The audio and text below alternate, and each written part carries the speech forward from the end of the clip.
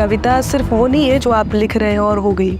आपने यूपी में बाबा बोल दिया था तो सरकार हिल गई थी। कि जनता की आवाज कवि की आवाज होती है। सब काबा काबा करते रह गए, बाबा फिर से आ गए। देशभक्ति और अंधभक्ति में क्या फर्क है? हेलो अनामिका जी, कैसे हैं आप? बहुत बहुत आभार। सबसे पहले तो यहाँ आमंत्रण के लिए मैं बिल्कुल ठीक हूँ। Thank you so much for coming. आपने यूपी में बाबा बोल दिया था तो सरकार हिल गई थी। हाँ, उसके बारे में कुछ कहना चाहोगे? सरकार हिल नहीं गई थी, बन गई थी। उस समय एक गाना बहुत लोगों को चुभ रहा था। हाँ। यूपी में काबा। तो उसके बहुत सारे प्रश्न के उत्तर भी बहुत सारे लिखे गए। हाँ। तो उस समय वही जो भी मैंने बोला कि जनता की आवाज़ कवि की आवाज़ होती है। जनता ने कई विवादों में घिर कर भी पुनः समर्थन पा गए। सब काबा काबा करते रह गए, बाबा फिर से आ गए। तो हमारे उत्तर प्रदेश में यही हुआ। दूसरी बार जब पहली बार लोगों ने चुन कर के हमारे योगी जी को मुख्यमंत्री जब बनाया, मैं जिस जगह से आती हूँ वो बुंदेलखंड है। बुंदेलखंड इतना पिछड़ा हुआ एरिया है कि वहाँ पे किसी की नज़र नहीं पड़ी। लेकिन जब मैंने देखा कि वहाँ विकसित हो रहा है, वहाँ हथियारों की फैक्ट्री लग गई है, वहाँ केन और बेतवा का भी जो मिलन है वो हो गया है, जिसके कारण लोगों के पानी की किल्लत ख़त्म हो गई है। तो अच्छाइयाँ मैंने देखी। उस टाइम जब ये गीत हो रहा था तो वो सरकार के विरोध में बहुत सारी चीज़ें कर रहा था, मतलब बहुत अगेंस्ट था। तो हालांकि लिखा तो बहुत लोगों ने था, लेकिन वो गीत इतना वायरल नहीं हो रहा था। तो मैंने फिर अपने हिसाब से मैंने लिखा, मैंने यूपी में बाबा, और उसके बोल कुछ ऐसे थे कि जौन जे काबा काबा लगे चिल्लाबे, उन्हें इतने हम आए बताबे, इतने नहीं है कछु दिखाबा, कह के यूपी में बाबा है, यूपी में बाबा। और इस बात ने असर डाला। ये वाकई जनता के मन की बात थी, जिसने जनता ने खूब सपोर्ट किया। गीत बहुत वायरल हुआ और सरकार फिर से बन गई। इसका असर ये हुआ कि जब मध्य प्रदेश में चुनाव होने थे तब भी लोगों ने कहा कि भाई इधर भी ऐसे ही बता दो आप कुछ तो सरकार बन जाए। मैंने वहाँ पे भी लिखा। तो बिहार का बता दीजिए। देखिए, पहले बिहार के लिए अभी जो मैंने लिखा है वो ज़रूर सुनाती हूँ कि वोटर कट गए रे, हाय के वोटर कट गया रे, बिहार के चुनाव में वोटर कट गया रे। बिहार में तो जो घमासान इस समय हो रहा है, एक ही बात कहूँगी कि जो भारत का है वही भारत में वोट करे, और यही सही भी है।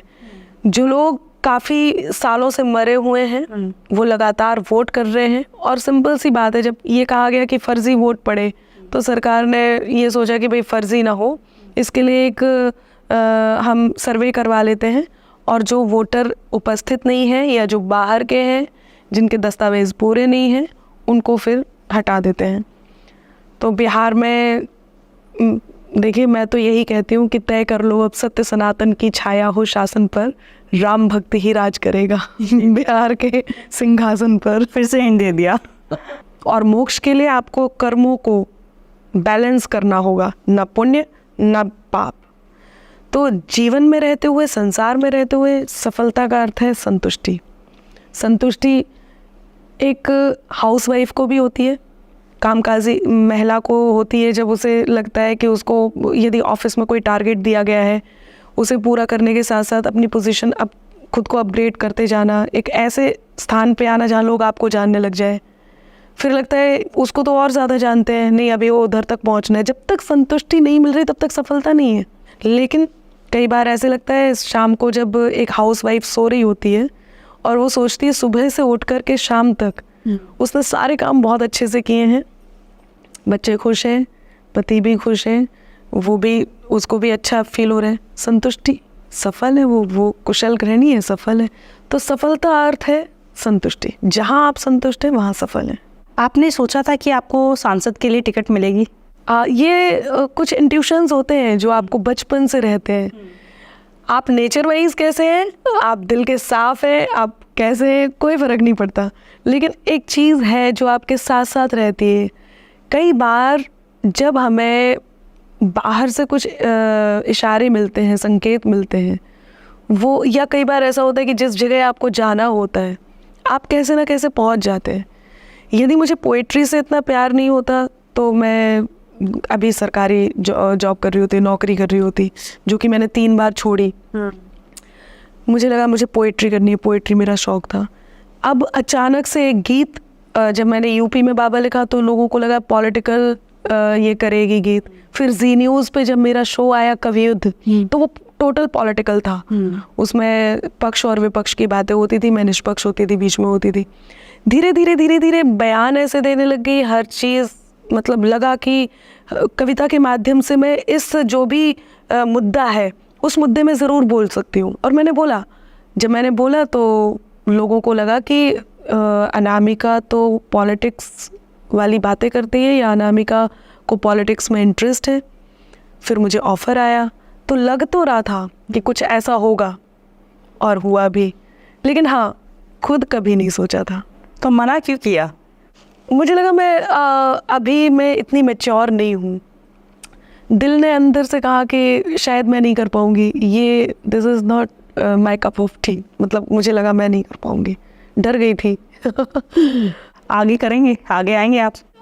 हाँ, देखिए, यदि मौका मिला तो ज़रूर करना चाहूँगी। लोग इन बातों को छुपाते हैं, मैं इस बात को कह रही हूँ क्योंकि उसके 2 कारण हैं। एक तो जो मन में मेरे है वो ये है कि वही बात यदि कोई साधारण व्यक्ति कहता है तो उसका कोई मोल नहीं होता, और वही बात कोई असाधारण व्यक्ति कहता है, एक रिक्शे वाला वही बात कह रहा है, कोई नहीं सुनेगा। लेकिन यदि वही बात कोई मंत्री कह रहा है या कोई ऐसे ओहदे पे है जो रेपुटेटेड है कह रहा है तो लोग सुनेंगे। तो यदि आपका उद्देश्य ये है कि आपको अपनी बात पहुंचानी है तो आपको उस स्थान पे होना पड़ेगा। आप यदि वहाँ हैं तो नहीं सुनी जाएगी। तो एक तो ये भी रीज़न है कि भाई मुझे अपनी बात, जो माँ शारदे ने कृपा दी है, वरदान दिया है कविताओं के माध्यम से बात कहे, तो फिर अब यदि रास्ता ही वही है, आप पॉलिटिक्स में जाके ही समझा पाएंगे, तो फिर जाना चाहिए। आपके हिसाब से नारी शक्ति का असली अर्थ क्या है? मेरे हिसाब से नारी शक्ति का असली अर्थ ये है कि वो नारित्व को स्वीकार करे। एक नारी यदि पुरुष बनने का प्रयास करेगी तो वो कहीं ना कहीं अपने नारित्व पर संदेह कर रही है। नारी शक्ति है, वो अपनी शक्ति पर विश्वास करे। सृष्टि के निर्माण में जो साझेदारी कर सकती है, शिव शक्ति को, शक्ति शिव को शिवकारी कर सकती है, तो पुरुषों जैसा बनने में यूं निज मौलिकता क्या खोना कोई नहीं कर सकता है जो वो नारी कर सकती है। नारी वो कर सकती है जो नारी कर सकती है। तो नारी शक्ति अपने आप में अद्भुत है, ईश्वर ने दी है। यदि लिंग भेद हुआ है तो आप उसी लिंग के साथ रहिए, आप उसी नारित्व के साथ रहिए, अपने अस्तित्व के साथ रहिए। ज़रूरत नहीं है कुछ और बनने का, बिल्कुल ज़रूरत नहीं है, क्योंकि वो अपने आप में शक्ति। मैं गौरवान्वित महसूस करती हूँ, मैं नारी हूँ और मुझे इस बात का फ़क्र है। तो नारी को चाहिए कि खुद को जस्टिफाई करने के चक्कर में या किसी को कॉपी करने के चक्कर में जो उसकी मौलिकता है उसको ख़त्म ना करे, वो शक्ति है। आज की नारी सबसे ज़्यादा किस चीज़ से लड़ रही है? आज की नारी सबसे ज़्यादा जिस बात से लड़ रही है वो है अपने आप को प्रूफ करने से। यदि वो घर में है तो उसे घर में भी परफेक्ट होना चाहिए, सबकी नज़र में अच्छी बहू, अच्छी माँ, अच्छी पत्नी। यदि वो बाहर है तो वो अच्छी कार्यकर्ता होनी चाहिए। यदि वो एम्प्लॉय बहुत अच्छी होनी चाहिए, बॉस है तो बॉस अच्छी होनी चाहिए। यदि वो पार्टी में है तो जिस पद पे है वहाँ पे अच्छी होनी चाहिए, कार्यकर्ता है तो वहाँ अच्छी होनी चाहिए। ये जो प्रूफ करना है वो सबसे ज़्यादा इस बात से लड़ रही है, अपने आप को प्रूफ करने से और अपने खुद को जज होने से सबसे ज़्यादा लड़ रही है, पहली बात। दूसरी बात, नारी सबसे ज़्यादा उन पुरुषों से भी लड़ रही है जो विरोधी पुरुष है, जो ओपनली बोल रहे हैं कि नारी है, इसे ऐसे नहीं करना चाहिए। उनसे लड़ना आसान है, लेकिन जो लोग सपोर्ट कर रहे हैं, आपके साथ रहते हैं, आपको खूब सपोर्ट करते हैं, चाहे वो कोई भी हो सकता है, आपके ऑफिस में हो सकता है, कहीं पे भी हो सकता है, और उसके साथ साथ कुंठा से ग्रसित हैं, सबसे ज़्यादा उनसे लड़ रही है। तो मैं नारियों को एक ही बात बोलूँगी, पहले नारियाँ केवल घर देखती थी, ऐसा हम सब जानते हैं। तो उन्हें बाहर की किसी भी चीज़ से कोई मतलब भी नहीं था, और वो उनके जिम्मेदारी का हिस्सा भी नहीं था, उसमें उनको कुछ नहीं करना था, वो अपना अच्छे से कर रही थी। आज जब वो कामकाजी भी हैं, बाहर की भी नारी है, तो उन्हें दोनों जगह अपने आप को प्रूव करना पड़ रहा है, उनके काम बढ़ गए हैं। तो ऐसे में जब आपको आपके काम बढ़ गए हैं, तो आपको जो काम मिला है आप वही कीजिए, या जो आप करना चाहते हैं वही कीजिए, खुद को प्रूफ मत कीजिए। ज़रूरी नहीं है, क्योंकि देखिए उम्मीदों का तो अंत है ही नहीं। सब ये चाहते हैं कि घर में अच्छी पत्नी भी हो, अच्छी बहू भी हो, अच्छी बेटी भी हो, और उसके बाद सब बाहर भी यही चाहते हैं। तो वो जो कमेंट्स आपके लिए आ रहे हैं, एक और चीज़ है, लोगों की नज़रों में, चाहे भले मुंह से कहे ना कहे, एक और बात होती, पुरुष प्रधान में यहाँ पे बोलूँगी इस समाज को अभी भी, जो लोग ये सोचते हैं औरत होके इसकी हिम्मत कैसे होगी इतने आगे बढ़ने की। तो वो जो चीज़ है ना, वो जो नज़र में भी है, वो जो उनके शब्दों में भी है, और कई बार उनके कार्यों में भी होता है। तो रास्ते रोकने के जो वो मंसूबे होते हैं, जो कार्य होते हैं, इन सब को पार करो, इनमें बिल्कुल मत सोचो। आप अपने आप को प्रूफ मत करो, अपने कर्तव्यों को ईमानदारी से निभाते हुए चलो। क्या क्वालिफिकेशन चाहिए पॉलिटिक्स में आने के लिए एक इंसान को? देखिए, सबसे पहले तो क्वालिफिकेशन तो मुझे लगता है कि अपनी जो एकेडमिक यदि आप पूछ रहे हैं, वो तो पूरी होनी चाहिए।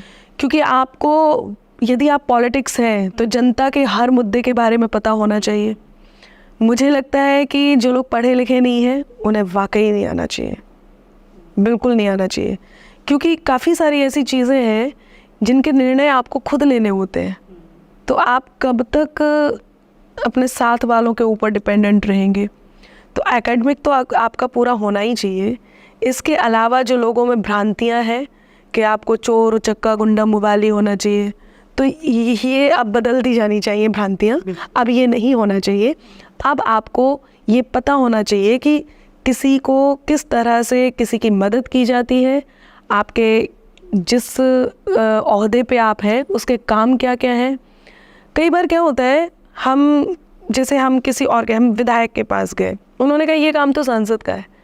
तो जब यदि जनता जा रही है जनता के दरबार में, और उन्होंने कोई आपको प्रॉब्लम बताई है, तो आप उसको सुन लीजिए। वो कहाँ कहाँ जाएगा, आपके टर्म्स डायरेक्ट होते हैं, उसको आप वहाँ तक पहुँचा दीजिए। तो कुछ चीज़ें होनी चाहिए जिनके बारे में लोगों को पहले से पता होना चाहिए। और मुझे लगता है एक चीज़ यदि है तो आप क्वालिफाइड है। यदि आप वाकई जनता के प्रतिनिधि बन रहे हैं और उसके सेवक बन रहे हैं, तो सेवक का भाव होना बहुत ज़रूरी है। आपको सेवा ही करने के लिए जाना चाहिए, सेवा करवाने के लिए नहीं। ये क्वालिफिकेशन ज़रूर होनी चाहिए। क्या पॉलिटिक्स में पॉलिटिशियन जो होते हैं फ्यूचर जानकर जाते हैं कि हाँ फ्यूचर है, या किसी ने प्रेडिक्शन कर दिया है कि तुम्हारा है भविष्य राजनीति में, जाओ? देखिए, मुझे सबका तो नहीं पता, मैं तो कैसे ही बताऊंगी। ये तो मुझे लगता है किसी पॉलिटिशियन से भी पूछते तो वो भी नहीं बता पाता, मैं तो हूँ भी नहीं। लेकिन हाँ, पॉलिटिक्स तो छोड़िए, लोग आजकल एस्ट्रो को इतना मानते हैं, और आजकल नहीं, मुझे लगता है एस्ट्रोलॉजी जो है ना, वो हमारे जीवन का पार्ट है।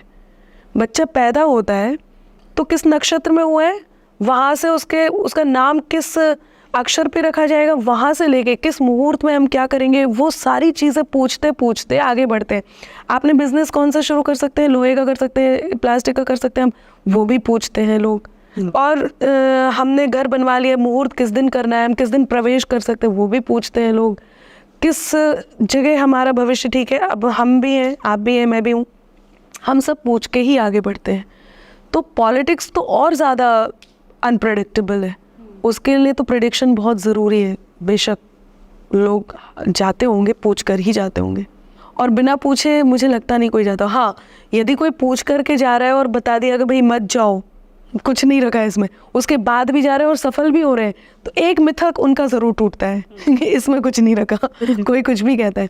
लेकिन मैं ये कहूँगी कि दोनों ही सच होते हैं। मिथक कभी नहीं होता, नक्षत्र आपके कभी झूठ नहीं बोलते हैं।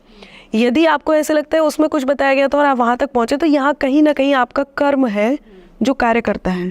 हमारे गुरु हैं जिनके मुंह से हमने सुना है, जितने भी संत हैं, साधु हैं, वो एक बात ज़रूर कहते हैं कि आप अच्छे कर्मों से अपने पाप कर्म को भी काट सकते हैं। ये बहुत ऑब्वियस सी बात है। कर्म तो आपको भुगतने होते हैं, वो जहाँ इतना है वो इतना हो जाएगा, वो तो भुगतना पड़ेगा। जो आपने कर्म किया है वो उसको तो करना पड़ेगा। लेकिन यदि आप अच्छे हैं, आप अच्छा सोच रहे हैं, आपका उद्देश्य अच्छा है, ईश्वरीय आपकी जो प्रवृत्ति है वो है, तो आप काट सकते हैं। तो मैं ये कहूँगी कि वो लोग जो ये सोच रहे हैं कि वो मिथक है, वो मिथक नहीं है। उन्होंने भी सही बताया था, लेकिन कर्म आपने अच्छी की, तपस्या की, आप पहुँच गए, सफल हो गए। देशभक्ति और अंधभक्ति में क्या फ़र्क है? हाँ, ये बहुत अच्छी बात कही है। गोदी मीडिया, ये जैसे आपको कहा, ये आपने बहुत अच्छा प्रश्न किया है और मैं इसका उत्तर भी देना चाहूँगी।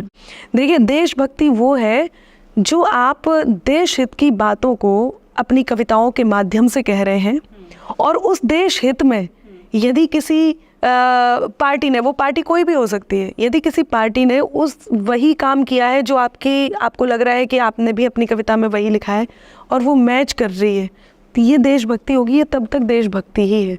लेकिन जब पूरी दुनिया कह रही है कि ये काम गलत है और उसमें फिर आप उसमें तब भी आप उसमें साथ हैं, तो वो अंधभक्ति है। मैं मेरे लोगों को यही बताना चाह रही हूँ कि मेरी देशभक्ति ही, मैं देशभक्ति ही करती हूँ। सनातन मेरा, मैं बहुत अच्छे से मानती भी हूँ। तो वो जो सनातन के लिए कह रही हूँ, वो जो देश के लिए कह रही हूँ, उसे देशभक्ति ही माना जाए, उसे किसी पार्टी विशेष की बात ना मानी जाए। लोग पार्टी का विरोध करते करते हमारा इसलिए विरोध करने लग गए कि हमारी बातें वैसी हो रही हैं। आपको मैं बताती हूँ, राम मंदिर बना, हमने राम मंदिर, मैंने क्या, मुझे लगता है भारत ने ही क्या, पूरे विश्व ने इस बात की खुशी मनाई। अब जो अपोजिशन में है, जो सरकार की तरफ नहीं है, उन्हें तो विरोध करना ही था। तो उन्होंने ये क्यों नहीं देखा कि राम मंदिर बना है, ये क्यों देखा कि किसने बनाया है। अब हम यदि राम मंदिर के हित में कोई बात कर रहे हैं, राम भक्त की बात कर रहे हैं, हम उनके सिंहासन की बात कर रहे हैं, हम इस बात के लिए खुशियाँ मना रहे हैं, हम इसके लिए गीत लिख रहे हैं और वो वायरल हो रहे हैं, तो लोग कहते हैं कि आप तो देशभक्ति नहीं कर रहे हैं, आप तो किसी पार्टी विशेष की बात कर रहे हैं। अंधभक्ति वो है जब बात गलत हो, आप फिर भी सपोर्ट कर रहे हैं, तो अंधभक्ति है। लेकिन देशभक्ति वो है जो आप देश हित में कह रहे, जनता हित में कह रहे। मैं फिर कहूँगी, जिन लोगों को लगता है कि ये अंधभक्ति की बात कर दी है, वो ये समझ लें कि देशभक्ति की बात होती है, वो भी जनता की आवाज़ है। यदि कोई जनता अपने प्रधान सेवक से खुश है और उसके हित में बोल रही है, तो कृपया आप उसे अंधभक्त ना कहें। आप ये समझें कि उनके विचारों से उनके विचार मिल रहे हैं। देखिए, सरकारी होता क्या है, जो सरकार है उसी के लिए बोलने लग जाओ, वो सरकारी है। लेकिन आप यदि अपने विचारों पर अडिग हैं और फिर उसकी सरकार भी है, तो आप तो अपने विचारों पे ही अडिग है ना। ये तो एक कॉम्बिनेशन है, कोइंसिडेंस है कि सरकार भी वही है, आपके विचार भी वही है। तो इसको लोगों को समझना चाहिए। जैसे एक बहुत ज़्यादा मैं आपके कमेंट्स वगैरह पढ़ती रहती हूँ आपके लिए जो आते हैं कि सरकार में जयते हैं, ये सत्य में जयते और सरकार में जयते में क्या फ़र्क है? वही बात है कि ये जितने भी लोग कमेंट लिखते हैं, वो लोग लिखते हैं जो मेरी राष्ट्रभक्ति को, देशभक्ति को, वो ये समझते हैं कि पार्टी की बात कर दी है। यदि आदि कवि वाल्मीकि भगवान श्री राम के लिए नहीं लिखते, तो हमें कहाँ से पता चलता उनके जीवन के बारे में। आप ये देखिए कि यदि मीराबाई ने लिखा तो श्री कृष्ण के लिए लिखा। तो आप जो ये कवि हैं, चंदबर दाई, पृथ्वीराज रासो उन्होंने लिखी।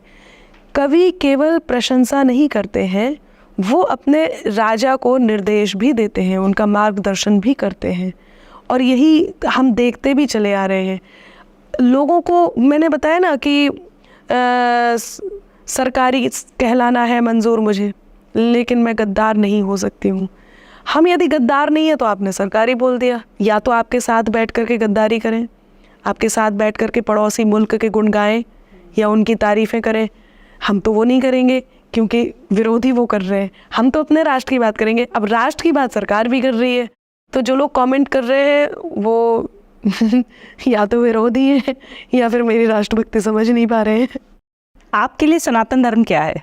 अब देखिए, सनातन को लेकर के लोगों ने वोट बैंक के लिए, हालांकि मैं नहीं चाह रही थी कि चर्चा हमारी पूरी तरह से इस तरह की हो कि लगे कि राजनीतिक हो रही है, जब सनातन का प्रश्न पूछ रहे तब भी, लेकिन कुछ लोगों ने अपने फ़ायदे के लिए सनातन को भी डेंगू, मलेरिया और न जाने क्या क्या गालियाँ दे दी हैं। ऐसे में एक उत्तर भी है, सनातन है क्या? कि परम सत्ता से संचालित ये शासन मिट नहीं सकता, अमरता दे मनुजता को वो दर्शन मिट नहीं सकता, न जाने मिट गए कितने मिटाने का लिए सपना, अमर है जो युगों से वो सनातन मिट नहीं सकता। सनातन वो है जहाँ से हम शुरू करते हैं, सनातन से ही सब कुछ है। आप किसी भी धर्म को देख लीजिए, सनातन सत्य है और कहते भी हैं हम। तो मेरे लिए क्या, मुझे लगता है सभी के लिए सनातन सत्य ही होना चाहिए, और अब तो चारों ओर सनातन ही है। लोग धीरे धीरे पहचान रहे हैं, अच्छी बात है कि लोग धीरे धीरे सनातन की तरफ बढ़ रहे हैं। आप ये देखिए कितना साइंटिफिक है सनातन, जितनी खोज साइंस ने की है वो पहले से ही हमारे वेदों में, हमारे पुराणों में है। चाहे वो कोई सी भी हो, चाहे आप कितनी भी बड़ी चीज़ें ले लीजिए, वो सब कुछ जो हमारे यहाँ वेदों में बताया जा चुका है वो सब आज साइंस प्रूफ कर रही है। तो सनातन आदि है। आज के समय में हिंदी साहित्य को इतना महत्व दिया जाता है? देखिए, हिंदी साहित्य को बेशक, होता क्या है कि कुछ चीज़ें पूरी तरह से टेक्निकल नहीं हो सकती। यदि आपको भूख लग रही है तो आप खाना ही खाएंगे। ये नहीं हो सकता कि टेक्निकली आपका पेट भर जाए, और एक आध बार हो भी जाता है किसी भी तरह से, हो भी क्या किसी भी तरह से, तो ये आप दोहरा नहीं सकते। साहित्य का भी यही है, साहित्य आपको संतुष्ट करता है। यदि आप जी रहे हैं तो ये जो मशीनें हैं, उस मशीन से जब आपका मन करता है कि थोड़ी देर के लिए आप इंसान बन जाए, तो आप साहित्य की ओर अग्रसर होते हैं। साहित्य वो दिल है जो हमारे अंदर धड़कता है और हमें एहसास कराता है कि हाँ, हम इंसान हैं। वरना तो लोगों की ज़िंदगियाँ मशीन हो चुकी हैं। लोगों को तो आजकल साहित्य की ज़रूरत भी नहीं है। कोई भी बात आती है दिमाग में, AI तक पहुँच जाओ, चैट जीपीटी। तो साहित्य वो, मैंने कहा ना, आत्मानुभूति, एक कंपैरिजन। आप ग्लूकोज चढ़वा लीजिए, आप बॉडी वैसे ही काम करेगी, एनर्जी उतनी मिल जाएगी जितना आप खाने पीने के साथ करते हैं। या आप खाना पीना ठीक से खा लीजिए, संतुष्टि आपको खुद से खा कर के ही रहेगी। वही सेम यही साहित्य के साथ है। जब आप साहित्य को देखते हैं और अपने आप को एक्सप्रेस करना है, तब भी साहित्य काम आता है। यदि आपको कोई बात ऐसी है, साहित्य को आप लगातार स्मरण कर रहे हैं, पढ़ रहे हैं, आप उसमें हैं किसी तरह से, तो वो जो अंदर की बेचैनी है वो काफ़ी हद तक कम होती है। आप अपनी बातें गीत के माध्यम से, कविता के माध्यम से, गद्य के माध्यम से, कहानी के माध्यम से, दोहों के माध्यम, छंद के माध्यम से लोगों तक पहुंचा सकते हैं। ये तो आपने पहुंचाने की प्रक्रिया हुई। खुद को आपको यदि मनन करना है तो आप साहित्य उठा के देखते तो आप खुद को ढूंढ भी सकते हैं। तो साहित्य तो और है, बल्कि मैं ये कहना चाहती हूँ कि बीच में कहीं सब कुछ खो गया था। लोग अब दोबारा, चाहे वो हेल्थ इशू कह लीजिए, लोगों को कहते हैं आपको स्क्रीन पे बहुत ज़्यादा देर नहीं रहना चाहिए, आंखें ख़राब हो जाती हैं। तो क्या करना चाहिए? पढ़ाई करनी चाहिए। ज़्यादातर आप किताबों की तरफ जाइए। लोग कहने लग गए हैं, आजकल रील्स में भी लोग कहते हैं कि किताबों की तरफ जाइए। तो किताबों की तरफ जाने का अर्थ है साहित्य की तरफ जा रहे हैं। तो जाहिर सी बात है कि साहित्य जीवन का एक ऐसा आवश्यक हिस्सा है जो आपको इंसान बनाता है। क्या है आपके हिसाब से राजनीति? मेरे हिसाब से देखिए, राजनीति के बारे में जो मैं कहती हूँ वो बहुत अलग है। कभी तो शाहजादों पर कलंदर राज करता है, कभी तो शाहजादों पर कलंदर राज करता है, कभी शेरों के कुनबे में भी बंदर राज करता है। जिसे जमहूरियत कहते असलियत है यही उसकी, यहाँ केवल मुकद्दर का सिकंदर राज करता है। राजनीति देखा जाए तो मुझे ऐसे लगता है कि नीति नियम और नैतिकता का मर्म सियासत में होता, राम सरीखा राजा हो तो धर्म सियासत में होता। आप जो है, वैसे तो राजनीति के लिए लोग बुरा ही कहते हैं। आपको कोई नहीं मिलेगा जो ये कहेगा कि बुरी है, अच्छी, बहुत ज़्यादा अच्छी है, कम बुरी है, कोई नहीं कहेगा। पर मुझे ऐसा लगता है राजनीति तपस्या भी है। हाँ ठीक है, उसमें कुछ लोग बुरे होते हैं, लेकिन वो तपस्या है, आपको उस तपस्या को पूरा करना होगा। कई बार हम लोगों को देख के सोचते हैं कि इनने क्या ही किया होगा, लेकिन करते तो हैं। वहाँ तक पहुँचने के लिए आपको बहुत सारी ऐसी चीज़ें, कुछ लोग दिखावे के लिए करते हैं, कुछ लोग वाकई करते हैं, समाज सेवा भी करते हैं, हर जगह आपको उपस्थित भी होना चाहिए, किसी के सुख दुख में काम भी आना चाहिए। ये चीज़ें कुछ लोग यहाँ तक पहुँचने के लिए, मैं बहुत ओपनली बोल रही हूँ, दिखाने के लिए करते हैं। फ़ोटोज़ में आ जाए और दिखते रहें, दिखेंगे तो जो बड़े लोग हैं वो हमें एक्सेप्ट कर लेंगे। कुछ लोग इसलिए भी करते हैं, कुछ लोग दिल से भी करते हैं। मेरा मानना ये है कि दिल से भी करना चाहिए, दिल से ही करना चाहिए, ताकि आप जब वहाँ पे पहुँचे तो वहाँ पे जो कुछ कर रहे हो वो दिल से कर रहे हो। बाकी राजनीति बहुत अच्छी तो है नहीं असलियत तो यही है। क्यों अपनी जैसे इंडियन पॉलिटिक्स में मैं देखती हूँ सारे मैच्योर और वैसे हैं, यंग पॉलिटिशियंस क्यों नहीं आते हैं? क्यों यंग जनरेशन नहीं जाना चाहती है उस तरफ? नहीं, यंग जनरेशन जाना चाहती है, लेकिन कैटेगराइज कर रखा है। छात्र आप देखिए ना, कॉलेजेस में भी कैटेगराइज कर रखा है, ऐसा नहीं है भारतीय राजनीति में ही है या सभी जगह है, पर हर चीज़ की स्कूलिंग होती है। स्कूलिंग से कहने का अर्थ ये है कि आप इतने अनुभव आपके पास आ चुकता है कि आप वहाँ पहुँचते पहुँचते मैच्योर हो जाते हैं। वरना आप देखिए पॉलिटिक्स में यूथ जो होते हैं या जो मैच्योर जो लोग हमें दिखाई देते हैं, वो अपने युवा समय से पॉलिटिक्स में कुछ ना कुछ कर रहे होते हैं। छात्र संघ हो जाता है या समाज सेवा आप शुरू से कर रहे होते हैं, वो भी राजनीति का इनिशियल पार्ट है। जब आप बन रहे होते हैं कुछ, और ऐसा अब तो बिल्कुल भी नहीं है, अब तो बहुत सारे ऐसे चेहरे हैं जो सारे यंग हैं, ज़्यादातर चेहरे ऐसे हैं जो यंग हैं।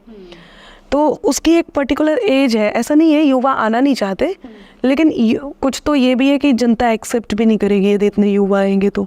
मुझे भी यही लगा था 19 में जब मुझे टिकट मिला, तो मैंने कहा लोग बच्चे समझ के पता नहीं हल्के में लेंगे, बहुत ज़्यादा हल्के में लेंगे, इतना छोटा तो कोई सांसद होता भी नहीं है तो ये बात सही है। आप कॉलेज टाइम में होते हैं, आप इलेक्शंस कॉलेज में भी होते हैं, वहाँ पे युवा ही होते हैं सब। उसके बाद थोड़ा सा बाहर निकलते हैं तो उसके भी कैटेगरीज बनी हुए हैं, फिर उसमें भी आप इलेक्शन लड़ते हैं। फिर उसके बाद धीरे धीरे जब तक आप यहाँ तक आते हैं तब तक आप मैच्योर हो जाते हैं। हाँ, ज़्यादा बड़े नहीं होने चाहिए उसके लिए। आजकल यदि आप इंडियन पॉलिटिक्स देखेंगे तो ज़्यादातर लोग, अब मैं नाम बहुत सारे नहीं लूँगी, लेकिन ज़्यादातर लोग युवा ही हैं और लोग पसंद भी कर रहे हैं, और युवा काम भी बहुत अच्छा कर रहे हैं।